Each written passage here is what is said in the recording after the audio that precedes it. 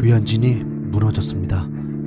2020 와일드카드 시리즈 2차전에 선발 등판한 류현진이 2회를 채우지 못하고 말로 홈런까지 맞고 7실점을 해버리는 사건이 벌어졌습니다. 팀도 가을 야구는 여기까지로 미네소타와 함께 끝나게 되었습니다. 해외 언론과 구단 그리고 팬들도 이번 2차전을 정말 기대했었죠. 류현진은 토론토의 에이스로서 승리를 가져다 줄 거란 기대가 있었기 때문입니다. 1회 초에 토론토 타선이 시작됐을 때 비지오가 3구 3진을 당하면서 민망했고 템파베이의 선발 투수 글래스노우가 160km를 던지고 공 7개 만에 1회를 맞춰버리다 보니 살짝 공포감이 느껴졌습니다. 류현진 부담 좀 되겠는데? 전날도 1득점 해버렸기 때문에 점수를 내주는 순간 광탈할 수 있게 되고 글래스노우의 심상치 않은 투구에 자칫 초접전이 될 수 있었기 때문이죠. 지난 필라델피아와의 경기에서도 상대 투수가 제구가 안 좋으면서도 볼넷을 남발하면서도 강속구 투수다 보니 점수를 내지 못했고 류현진은 2실점을 하며 패전 투수가 되었었잖아요. 긴장이 됐죠. 류현진의 투구가 시작되었습니다. 선두 타자에게 2루 타성 안타, 다행히도 아웃. 2번 타자 안타, 3번 타자 안타, 5번 타자 안타, 6번 타자 실책, 7번 타자까지 만나면서 처음 보는 광경이 펼쳐집니다. 류현진이 1회에 던지면서 7번 타자까지 만나게 되다니, 그것도 안타들이 한 구종만 노려서 맞은 게 아니라 그냥 다 쳐냈습니다. 일본 야구 같았습니다. 타자들이 자신의 성향이 아닌 팀을 위한 컨택트 야구를 펼치면서 류현진을 제대로 흔들었습니다. 7번 타자까지 만났으면서도 1실점한 건 그나마 위안이었죠. 그게 더 신기한 일이었을 수 있습니다. 류현진이 작전을 바꾸길 바랬습니다. 이대로면 정말 큰일 나니까요. 아시다시피 류현진은 투구의 계획도 쉽게 바꿀 수 있는 선수이기 때문에 1실점을 했을 뿐 아직 희망은 있었습니다. 이에 토론토는 2안타를 펼치며 글래스노우의 공도 많이 던지게 하고 점수를 낼 수 있을 거란 희망을 봤습니다. 그러나 득점은 하지 못했죠. 류현진이 다시 올라왔습니다. 하위 타선이잖아요. 1회를 잇고 빨리 좀 쉬어갔으면 하는 바람이었습니다. 하지만 그런 일은 일어나지 않았습니다. 8번 타자에게 안타, 그리고 9번 타자에게 홈런을 맞았습니다. 1이닝 3실점. 우리의 기대는 불안으로 바뀌었습니다. 토론토 젊은 타자들이 이미 다운되어 있는 상태인데다 글래스노우의 위력적인 공은 공포감마저 든데다 류현진이 3실점이 되니 모든 힘이 쭉 빠졌습니다.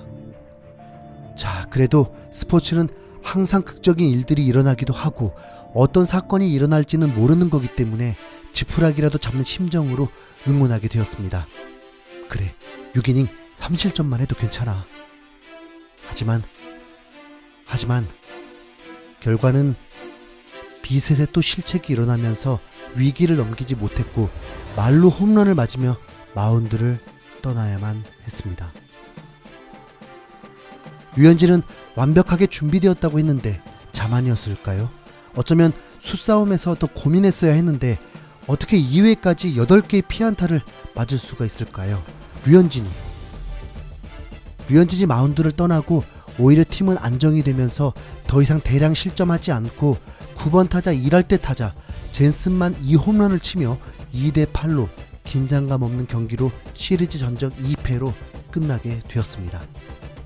모든 책임은 류현진이 져야 합니다. 팀을 이끄는 선수니까요.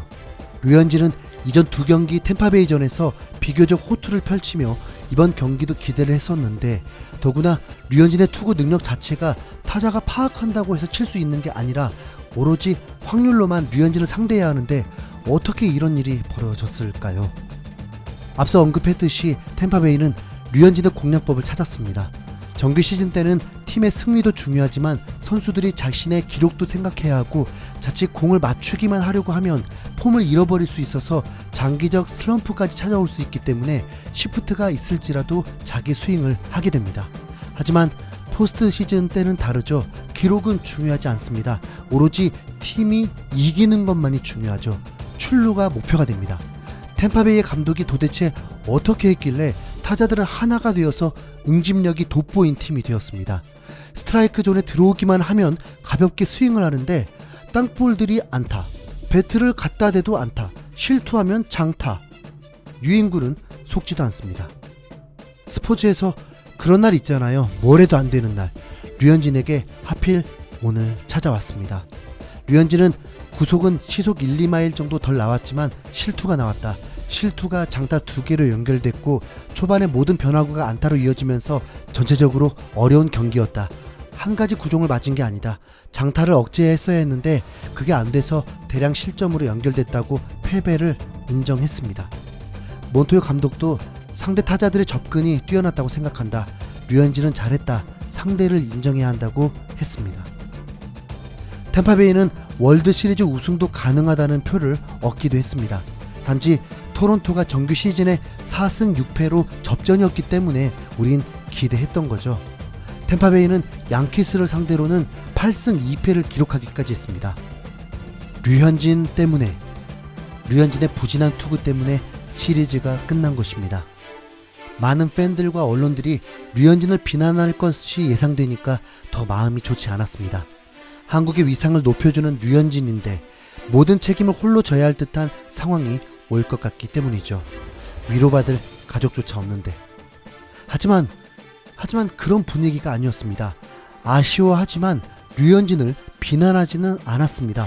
MLB.com은 류현진의 마무리는 까다로웠지만 더 기억해줘야 할 훌륭한 정규 시즌을 보냈다. 12차례 선발 등판에 평균 자책점 2.69를 기록하며 부상이나 부진 없이 꾸준히 로테이션을 지켰다. 정규 시즌 마지막 등판에서는 뉴욕 양키스의 7이닝 동안 109를 던지면서 토론토의 포스트 시즌 진출을 확정시켰다. 그는 토론토의 MVP다 라며 응원을 보냈습니다. 몬토요 감독도 에이스를 두둔하며 류현진은 잘했다고 하고 템파베이를 칭찬할 뿐이었습니다. 대량 실점의 빌미가 된 비셋도 우린 여전히 류현진을 신뢰한다고 했습니다. 토론토 매치 더스타는 누구도 원하지 않은 방식으로 한 해가 끝났지만 토론토의 2020년은 성공적이었다. 류현진으로서는 투수진을 비롯한 토론토 구성원들 모두가 그렇다. 토론토의 핵심 선수들은 젊고 미래는 밝다. 2016년 토론토와는 달리 지금의 선수들은 돌아올 것이고 이전보다 훨씬 더 좋아질 것이라고 위로했습니다. 토론토 팬들도 많은 이들이 비난하기보다는 응원과 기대가 있었습니다. 충격적이긴 하지만 그래도 류 때문에 여기까지 온 거니까. 피어슨의 투구를 봤잖아. 우린 더 강해져서 올걸? 류는 뭔가 문제가 있었던 것 같아. 다시 준비하겠지. 류가 이 경기를 망친 것은 맞아. 하지만 그를 비난할 수가 없어. 우리가 욕심이 많았나 봐. 토론토는 애초부터 이번 시즌 플레이오프를 기대하지도 않았습니다.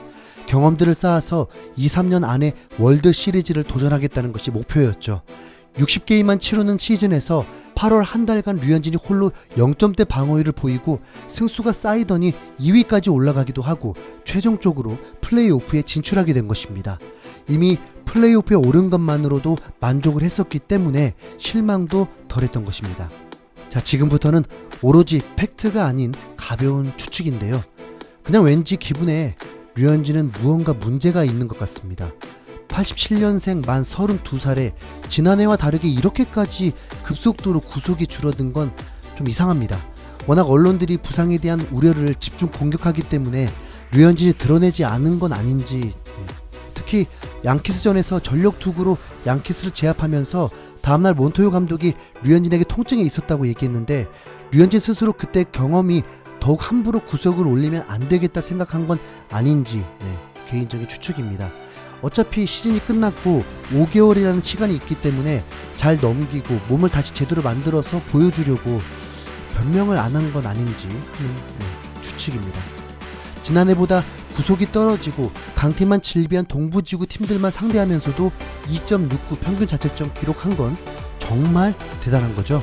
그렇기 때문에 MLB.com도 류현진을 칭찬한 거니까요. 잠깐 류현진을 좀 두둔한다면 류현진만 이번 포스트 시즌에서 무너진 것이 아닙니다. 평균 자책점 1위 투수 셰인 비버도 양키스를 상대로 7실점 해버렸고 포스트 시즌 사나이 다나카도 장타만 4개를 맞으면서 6실점을 했습니다. 핸드릭스도 패전 투수가 되었고 2점대 평균 자책점 가라스코도 3이닝 4실점으로 강판되었습니다.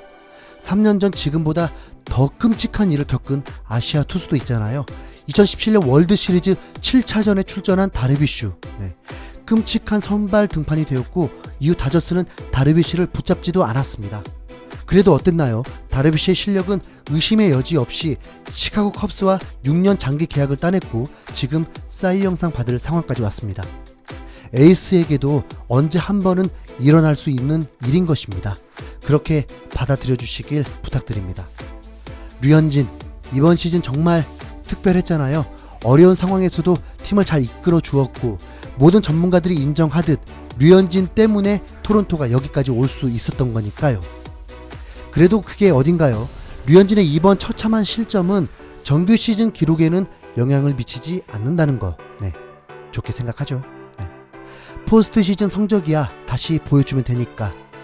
류현진, 2020년 정말 수고 많았습니다.